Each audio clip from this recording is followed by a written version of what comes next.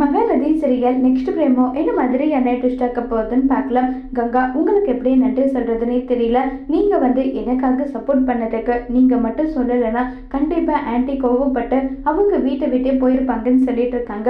எனக்கு தேவை என்னுடைய தங்கச்சி சந்தோஷமா இருக்கணும், அது மட்டும்தான். அதுக்காக நான் என்னன்னாலும் பண்ணுவேன். உங்க மேல நம்பிக்கை வச்சுதான் உங்களுக்கு நான் சப்போர்ட் பண்ணிட்டு இருக்கேன். எப்படியாவது என் அம்மாவோட மனசை மாத்தி உங்க கூட சேர்த்து என் தங்கச்சியை வாழ வைக்கிறது என்னுடைய பொறுப்பு. கடைசி வரைக்கும் அவளை நீங்க கண் கலங்காம பார்த்துப்பீங்களான்னு சொல்லிட்டு கங்கா கேக்குறாங்க. உடனே விஜய் ரொம்பவே சந்தோஷப்படுறாங்க.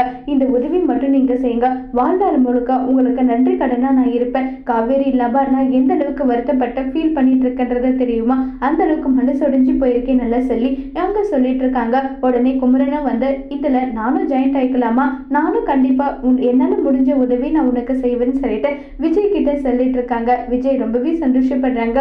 நான் ரொம்பவே மனசு உடைஞ்சு போயிட்டேன், நீங்க எல்லாருமே என்னை புரிஞ்சிக்காம போயிடுவீங்களன்னு சொல்லிட்டு. ஆனா என்ன புரிஞ்சுக்கிட்டீங்கல்ல, அதுக்கு எப்படி உங்களுக்கு நன்றி சொல்றதுன்னே தெரியல. நான் எப்படியாவது காவேரியோட மனசை மாத்தி நான் கண்டிப்பா அவ கூட ஒண்ணு சேர்ந்து சந்தோஷமா வாழுவேன்னு சொல்லி கங்கா குமரனுக்கு சத்தியம் பண்ணி கொடுக்குறாங்க விஜய் ஆனா சாரதாவோட மனசு மாறி காவேரி விஜயை சேர்த்து வைப்பாங்களா இல்லையாங்கிறத வரப்போற எபிசோட்ல வெயிட் பண்ணி பார்க்கலாம். தேங்க்யூ.